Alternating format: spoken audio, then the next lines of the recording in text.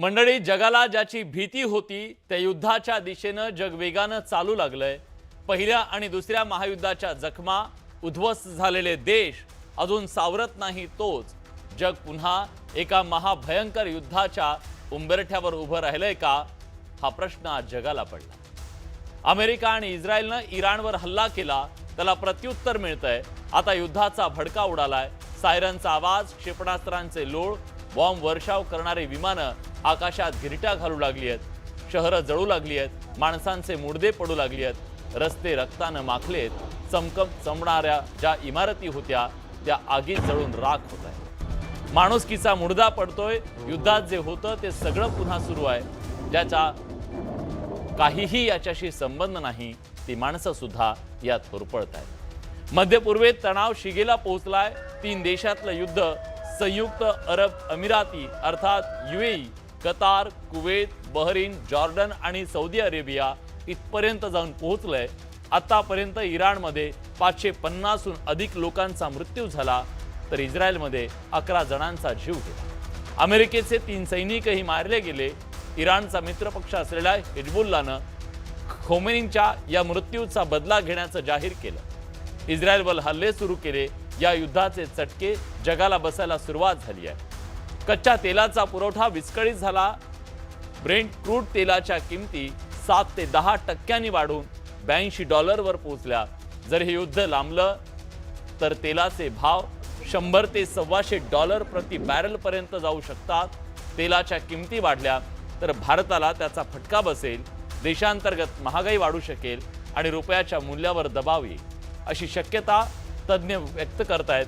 पश्चिम आशियातील देशांमध्ये लाखो भारतीय आज कामावर आहेत आणि युद्धाची व्याप्ती वाढल्यास त्यांच्या सुरक्षेचा, त्यांच्या रोजगाराचा, त्यांच्या स्थलांतराचा प्रश्न गंभीर होऊ शकतो। जर मुत्सद्दी पातळीवर चर्चेतून हा संघर्ष थांबला नाही तर त्याचं रूपांतर एका मोठ्या जागतिक युद्धात होण्याचा धोका सुद्धा नाकारता येत नाही आणि म्हणूनच जग आज चिंतेत आहे। युद्ध नको जगाला। त्यानंतर आपण वळूया एका अशा बातमीकडे ज्याचं संपूर्ण जगाचं लक्ष लागलेलं होतं, ते म्हणजे इराणचे सर्वोच्च नेते खामेनी यांचा ज्या प्रकारे हत्या करण्यात आली। इराणवर तब्बल 37 वर्ष निर्विवाद सत्ता गाजवणारे खामेनी यांना इस्रायल आणि अमेरिकेनं ठार केलं युद्धाच्या अगदी पहिल्या दिवशी। अवघ्या 60 सेकंदात अमेरिका आणि इस्रायलनं इराणच्या नेतृत्वाची अक्षरशः संपूर्ण फळी कापून काढली। जग अचंबित आहे की हे घडलं कसं, पण हे एका रात्रीत घडलं नाही। इराणमध्ये घुसून इस्रायलनं खामेनींना कसं संपवलं, काय होता डाव, कसा तडीस नेला, जाणून घेऊया या रिपोर्टमध्ये।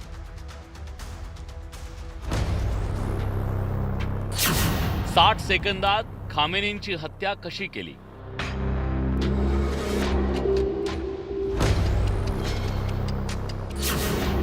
साठ सेकंदात इराणचे 40 अधिकारी कसे मारले।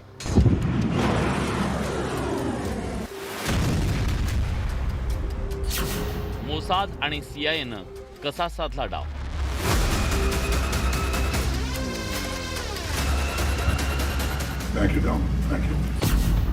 बेसावत खामेनींचा कसा झाला घात।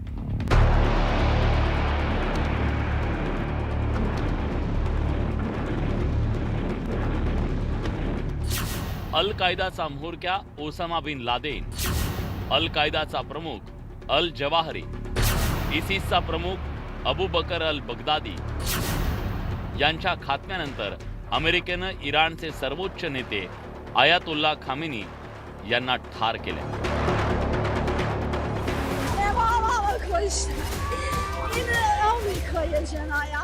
जगाला हे कुडं पडलंय की युद्धाच्या पहिल्याच दिवशी अमेरिका आणि इस्रायलनं हे कसं केलं।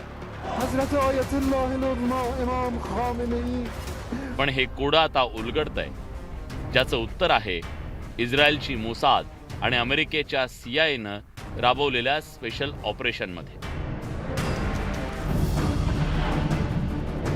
इतिहासात आजवर अनेक महत्त्वाचे ऑपरेशन्स तडीत नेणाऱ्या इस्रायलच्या मोसाद आणि अमेरिकेच्या CIAनं ही मोहीम कशी फत्ते केली याचे तपशील आता समोर येत आहे। जी माहिती मिळते त्यानुसार अवघ्या 60 सेकंदात खामेनी यांच्यासह इराणच्या प्रमुख 40 अधिकाऱ्यांना ठार मारण्यात आलं। पण त्या 60 सेकंदासाठी गेली अनेक महिने इस्रायलची गुप्तचर संस्था मोसाद आणि अमेरिकेची गुप्तचर संस्था CIA प्रयत्नांची शर्त करत होते।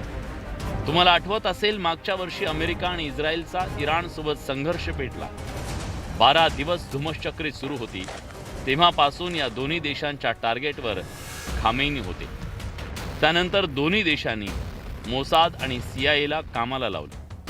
काम एकच होतं, खामेनी यांची इत्यंभूत माहिती काढणे। खामेनी आणि इस्लामिक रिव्होल्युशनरी गार्ड कॉर्प्स सोबत कसा, कधी आणि कुठे संवाद साधतात, त्यांच्या हालचाली नेमक्या कशा असतात, त्यांची सुरक्षा कशी असते, लपण्यासाठीचे त्यांचे बंकर्स कुठे आहेत, ते बंकरमध्ये कधी असतात, बाहेर कधी येतात, याची खडानखडा अत्यंत अचूक माहिती CIAनं अमेरिकेला आणि मोसादनं इस्रायलला दिली। जे नेतृत्व होतं इराणचं, खामेनी वगैरे यांना त्यांनी मारलं।